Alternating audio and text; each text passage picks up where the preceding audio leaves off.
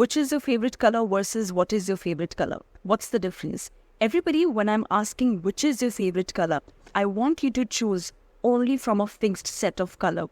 Okay. Whereas when I'm saying what is your favorite color, I want you to name any color from the world. Okay. So that's the difference. Which gives you a specific set, a choice, whereas what is an open question with endless responses possible. What's the difference between will and would? Everybody, both of these words are used to talk about future. But here is a slight difference. We use will when we are 100% sure of something. For an example, I will come to your place.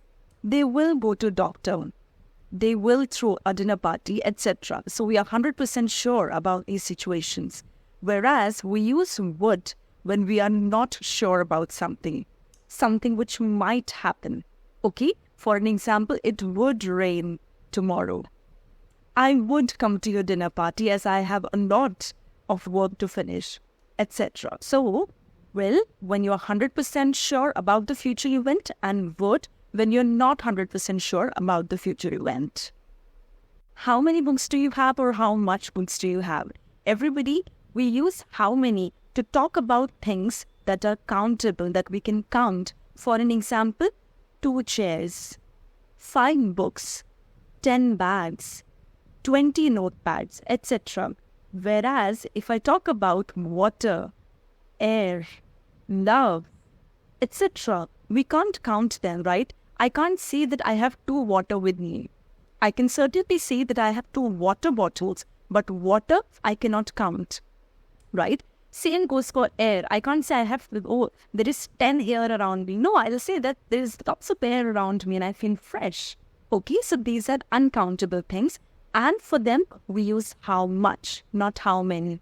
Okay, so similar goes for ideas. How many ideas do you have? I have 10 ideas running in my mind. Okay, who's the Prime Minister of India? Who's the Prime Minister of India? Which question is correct?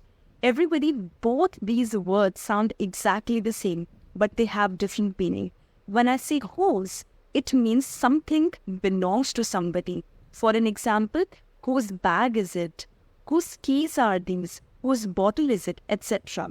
Okay, whereas when I say whose, it has an apostrophe and it's a contraction of who is or who has. For an example, who's the Prime Minister of India? Here I am saying, who is the Prime Minister of India?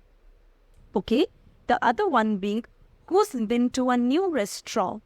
Here, I have contracted who has, where it means who has been to the new restaurant, etc. Everybody. Who should I tell or whom should I tell? Which one is correct? Everybody, a very quick way to remember the usage of whom is to find out how the sentence is getting ended. If the sentence is getting ended with him, her, or them, then we will use whom to form a question. For an example, you should go and tell her. So, what will be the question? We will use whom should I tell? Okay, now if the sentence is starting with he, she, or they, we will use who to form a question. For an example, who ate my sandwich? She ate your sandwich. Okay, the next one, everybody, is that I want to meet her. Now, should I use who in the question or whom? I'm sure you picked whom, right? So, who should I meet? You should meet her. The next one, everybody, I told her. Now, what will be the question? Who did you tell or whom did you tell? I hope you chose the second one. Whom did you tell? So, whom did you tell? I told her.